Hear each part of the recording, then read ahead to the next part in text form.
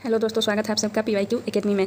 Friends, हम लोग अपने चैनल पर बिहार BPSC के द्वारा जो शिक्षक भर्ती परीक्षा होने वाली है उसकी प्राथमिक विद्यालय परीक्षा के लिए प्रैक्टिस सेट सॉल्व कर रहे हैं। इससे पहले हमने IAS रंजीत सर के प्रैक्टिस सेट सॉल्व करा दिया है, जो कि ऑनलाइन उन्होंने दिया था, और बाकी के उनके जो किताब के द्वारा जो प्रैक्टिस सेट उपलब्ध कराए गए हैं उसे भी हम बहुत जल्द यानी कि 1-2 दिनों में सॉल्व करना स्टार्ट करेंगे। उसकी भी प्रैक्टिस सेट आप सभी को करा देंगे। तो फ्रेंड्स, आज जो हम प्रैक्टिस सेट सॉल्व करेंगे ये किरण पब्लिकेशन का है। किरण पब्लिकेशन का प्रैक्टिस सेट नंबर 2 है। इसे ही हम लोग आज के सेशन में सॉल्व करेंगे। यदि आप सभी हमारे साथ शिक्षक भर्ती परीक्षा का प्रैक्टिस सेट सॉल्व करना चाहते हैं या फिर तैयारी करना चाहते हैं तो हमारे चैनल को सब्सक्राइब करके चैनल के साथ जुड़ जाएं। तो चलिए फ्रेंड्स, ज़्यादा देर न करते हुए हम लोग अपने क्वेश्चन पे आते हैं। फ्रेंड्स, आज का जो क्वेश्चन है ये सामान्य जागरूकता से जुड़ा हुआ है, यानी कि इसमें सामान्य विज्ञान, सामाजिक विज्ञान, भारतीय राष्ट्रीय आंदोलन, भूगोल और पर्यावरण से जुड़े हुए प्रश्न शामिल होंगे। तो इन्हीं प्रश्नों को हम लोग सॉल्व करेंगे, जो कि 41 से दिया गया है। क्वेश्चन नंबर 41 से स्टार्ट है जनरल अध्ययन के क्वेश्चन। पहला क्वेश्चन है, आज का पहला क्वेश्चन है, निम्नलिखित में से कौन सा शब्द दिए गए वाक्य का वर्णन करता है। तो वाक्य दिया गया है, उसके लिए कौन सा शब्द वर्णन करेगा, यानी कि तापमान, आर्द्रता, वर्षा, हवा की गति आदि के संबंध में किसी स्थान का वातावरण की दिन प्रतिदिन की स्थिति को क्या कहते हैं। तो उसे हम मौसम कहेंगे। यानी कि तापमान, आर्द्रता, वर्षा, हवा की गति आदि के संबंध में किसी वातावरण की दिन प्रतिदिन की स्थिति को हम उसे मौसम कहते हैं। याद रखिएगा दोस्तों। क्वेश्चन नंबर 42 है, नीचे 2 कथन दिए गए हैं, दिए हुए विकल्पों में से सही उत्तर का चयन करना है। कथन और कारण, कथन 1 और कथन 2 के बारे में 2 कथन दिया गया है। कथन 1 में कहा गया है कि प्राकृतिक रेशे जैसे कपास, ऊन, रेशम, नायलॉन पौधे तथा जंतुओं से प्राप्त होते हैं। यानी कि इसका कहना है कि प्राकृतिक रेशा जो होता है जैसे कि कपास, ऊन, रेशम, नायलॉन पौधे और जंतुओं से प्राप्त होते हैं। तो ये तो कथन बिल्कुल सही है। और दूसरा कथन जो दिया गया है कि संश्लेषित रेशे मनुष्यों द्वारा बनाए जाते हैं, इसलिए ये संश्लेषित अथवा मानव निर्मित रेशे कहलाते हैं। तो क्या ये दोनों कथन सही है या कोई एक सही है। तो इनमें जो राइट ऑप्शन है ये ऑप्शन नंबर 1 सही है, यानी कि कथन 1 और कथन 2 दोनों कथन सही है।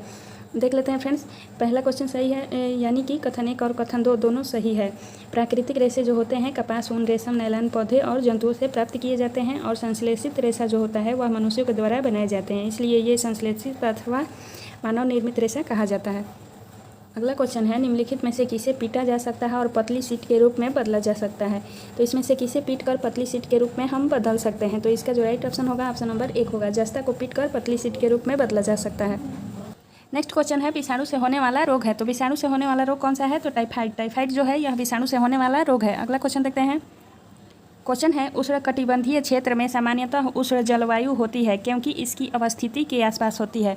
तो उष्णकटिबंधीय क्षेत्र में उष्ण जलवायु क्यों होती है, इसकी अवस्थिति किसके पास होती है।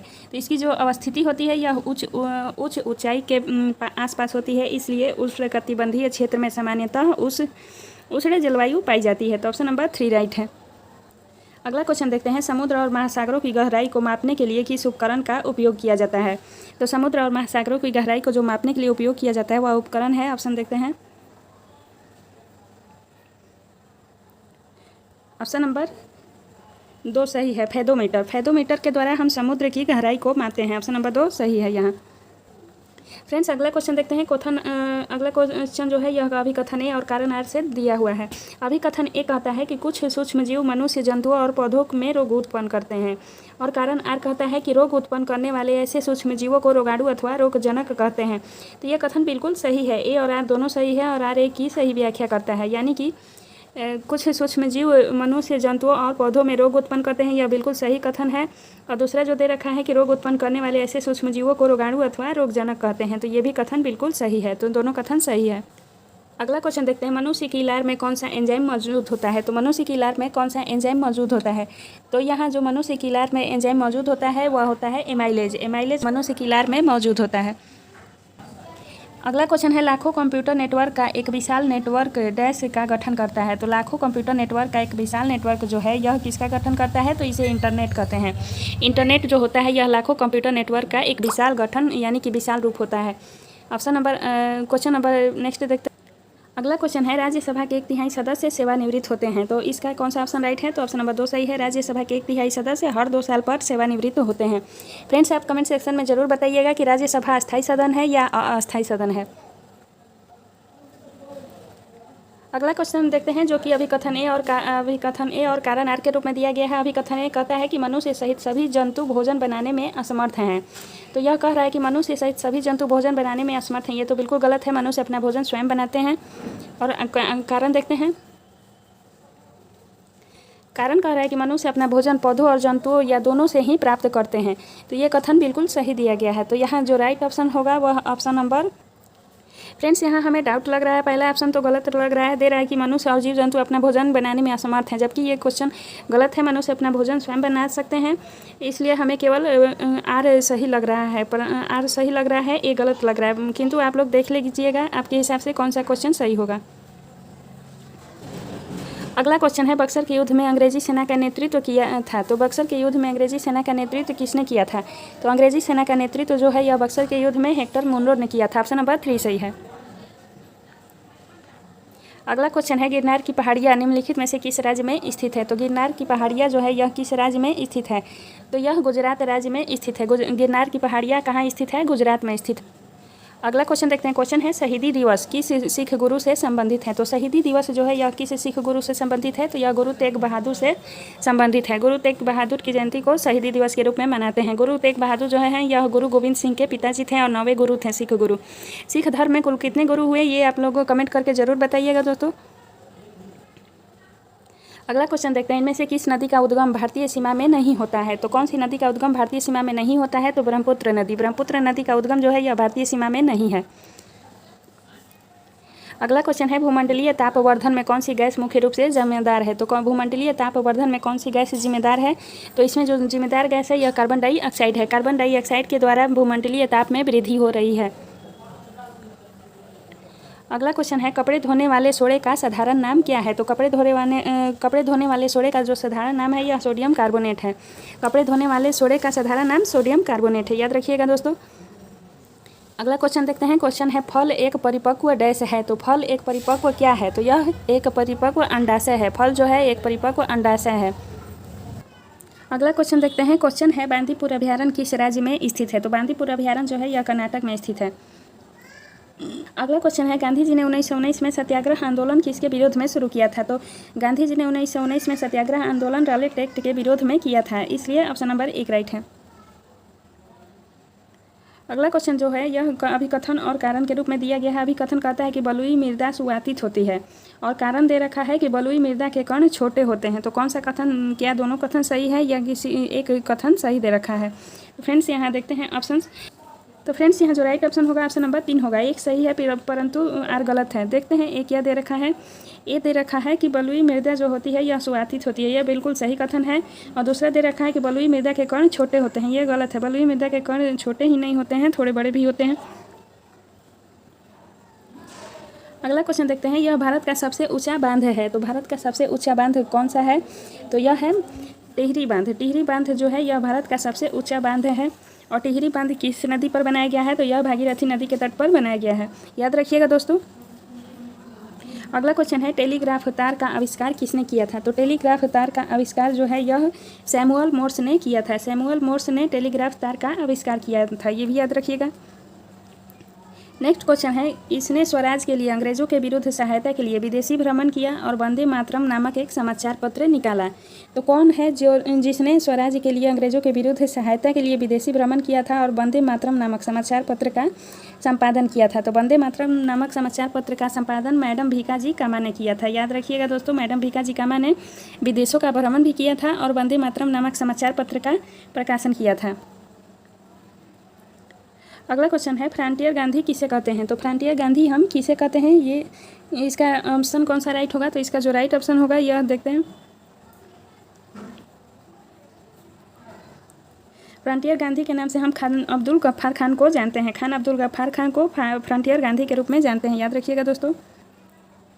अगला क्वेश्चन है, भारतीय राष्ट्रीय कांग्रेस के किस अधिवेशन में सबसे पहले वंदे मातरम गाया गया था? तो वंदे मातरम जो है यह सबसे पहले 1896 के भारतीय राष्ट्रीय कांग्रेस के अधिवेशन में गाया गया था, 1896, ऑप्शन नंबर बी राइट है। अगला क्वेश्चन है, हमारे शरीर की मजबूत मांसपेशियाँ यह होती है। तो हमारे शरीर की जो मजबूत मांसपेशियाँ होती है कौन सी होती है? तो हमारे शरीर की जो मजबूत मांसपेशियाँ होती है यह हृदय की मांसपेशियाँ होती है। हृदय की मांसपेशियाँ हमारे शरीर की सबसे मजबूत मांसपेशी होती है। अगला क्वेश्चन भी कथन और एक और कथन 2 के रूप में दिया गया है। कथन 1 कहता है कि दस्त एक घातक बीमारी नहीं है और कथन 2 कह रहा है कि दस्त के कारण शरीर में जल एवं लवण की क्षति होती है। तो क्या दोनों कथन सही है या कोई एक कथन सही है? तो यहाँ जो दिया गया है ऑप्शन देखते हैं। फ्रेंड्स ऑप्शन नंबर 4 सही है, क्योंकि कथन 1 गलत है परंतु कथन 2 सही है। कथन 1 कह रहा है कि दस्त एक घातक बीमारी नहीं है, यह बिल्कुल गलत है। दस्त जो है यह एक घातक बीमारी साबित हो जाता है, क्योंकि इसमें मनुष्य में पानी की कमी हो जाती है। उसके लिए उसे ORS का घोल निश्चित समय पर देते रहना चाहिए, ताकि इस मनुष्य में यह बीमारी घातक न हो। और दूसरा कथन है कि दस्त के कारण शरीर में जल एवं लवण की क्षति हो जाती है, बिल्कुल सही कथन है। इसलिए पहला कथन गलत है, दूसरा कथन सही है। अगला क्वेश्चन है, वायुमंडल में सबसे अधिक कौन सी गैस है? तो वायुमंडल में सबसे अधिक कौन सी गैस है? तो नाइट्रोजन है। नाइट्रोजन जो है यह वायुमंडल में सबसे अधिक मात्रा में पाया जाता है। नाइट्रोजन की कितनी मात्रा पाई जाती है? तो नाइट्रोजन की जो होती है यह 78% नाइट्रोजन की मात्रा वायुमंडल में पाई जाती है, याद रखिएगा दोस्तों। अगला क्वेश्चन है, किस दुर्घटना में कल्पना चावला की मौत हो गई थी? तो कल्पना चावला की मौत किस दुर्घटना में हुई थी? तो कोलंबिया दुर्घटना में कल्पना चावला की मौत हो गई थी। इनका जहाज जो है क्रैश कर गया था, जिसकी वजह से इनकी मृत्यु हो गई थी। अगला क्वेश्चन देखते हैं। क्वेश्चन है, भारत में सर्वाधिक वर्षा वाला स्थान है? तो भारत में सर्वाधिक वर्षा वाला स्थान है मासिन राम। मासिन राम मेघालय में स्थित है, यहीं पर भारत में सबसे ज़्यादा वर्षा होती है। नेक्स्ट क्वेश्चन देखते हैं। क्वेश्चन है, मानचित्र तथा ग्लोब में एक दूसरे को काटती रेखाओं को क्या कहा जाता है? तो मानचित्र तथा ग्लोब में एक दूसरे को काटती हुई रेखाओं को भौगोलिक ग्रिड के रूप में जानते हैं। अगला क्वेश्चन है, भारतीय संविधान द्वारा कितनी भाषाओं को मान्यता दी गई है? तो यहाँ याद रखिएगा दोस्तों, भारतीय संविधान द्वारा 22 भाषाओं को मान्यता दी गई है। और भारतीय भाषाओं इन जो 22 भाषाएं हैं, इन्हें किस अनुसूची में रखा गया है? तो यह 7वीं अनुसूची में है। 7वीं अनुसूची में भारत की 22 भाषाओं का उल्लेख किया गया है, ये भी याद रखिएगा। अगला क्वेश्चन है, मादा एनाफिलीज मच्छर के काटने से कौन सी बीमारी होती है? तो मादा एनाफिलीज नामक मच्छर के काटने से मलेरिया बीमारी होती है, ये भी याद रखिएगा।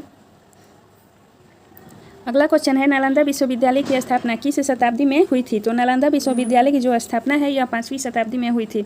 और नालंदा विश्वविद्यालय की स्थापना किसने किया था? तो यह गुप्त वंश के सम्राट कुमारगुप्त प्रथम ने नालंदा विश्वविद्यालय की स्थापना की थी। अगला क्वेश्चन देखते हैं। क्वेश्चन है, बिहार की कौन सी पर्वतारोही ने माउंट एवरेस्ट की चोटी पर विजय प्राप्त की? तो बिहार की कौन सी पर्वतारोही हैं जिन्होंने माउंट एवरेस्ट की चोटी पर विजय प्राप्त की है? तो उनका नाम है श्रीमती निरुपमा अग्रवाल। श्रीमती निरुपमा अग्रवाल बिहार की हैं जिन्होंने माउंट एवरेस्ट की चोटी पर फतह हासिल की है, याद रखिएगा दोस्तों। अगला क्वेश्चन है, गंगटोक से नाथुला कितनी दूरी पर स्थित है? नाथुला जो है यह दर्रा है, गंगटोक से कितनी दूरी पर स्थित है? तो इसका जो राइट ऑप्शन होगा ऑप्शन नंबर 2 होगा। 54 किलोमीटर की दूरी पर गंगटोक से नाथुला दर्रा की दूरी 54 किलोमीटर है, याद रखिएगा। फ्रेंड्स, ये जो क्वेश्चन है बिहार SCERT से दिया हुआ क्वेश्चन है। 77 और 76 ये दोनों क्वेश्चन है बिहार SCERT बुक में दिया गया है, वहीं से लिया गया है क्वेश्चन। अगला क्वेश्चन है, सिंचाई के परंपरागत साधन कौन कौन से हैं? तो सिंचाई के जो परंपरागत साधन है यह कौन कौन से हैं? तो यह उपयुक्त सभी होगा। नदियाँ, तालाब और कुआँ, ये तीनों ही सिंचाई के परंपरागत साधन हैं। अगला क्वेश्चन है, वाल्मीकि राष्ट्रीय उद्यान मुख्य रूप से किस जानवर का संरक्षण किया गया है? तो वाल्मीकि राष्ट्रीय उद्यान में किस जानवर का संरक्षण किया गया है? तो इसमें बाघ का संरक्षण किया गया है, ऑप्शन नंबर 2 होगा।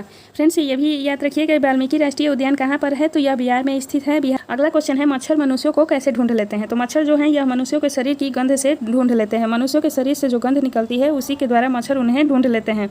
तो फ्रेंड्स, यहाँ हमने कुल 40 प्रश्नों को सॉल्व कराया है। ये पार्ट 1 था। आगे के 40 प्रश्न बाकी रह गए हैं, उन्हें हम नेक्स्ट वीडियो में सॉल्व कराएंगे नेक्स्ट डे। तो फ्रेंड्स, आप सभी कमेंट करके ज़रूर बताइएगा हमारा ये सेशन कैसा लगा, और हमारे साथ आगे भी प्रैक्टिस करते रहने के लिए हमारे चैनल को लाइक, शेयर एंड सब्सक्राइब जरूर कीजिए। मिलते हैं नेक्स्ट वीडियो में नेक्स्ट टॉपिक के साथ, तब तक के लिए धन्यवाद।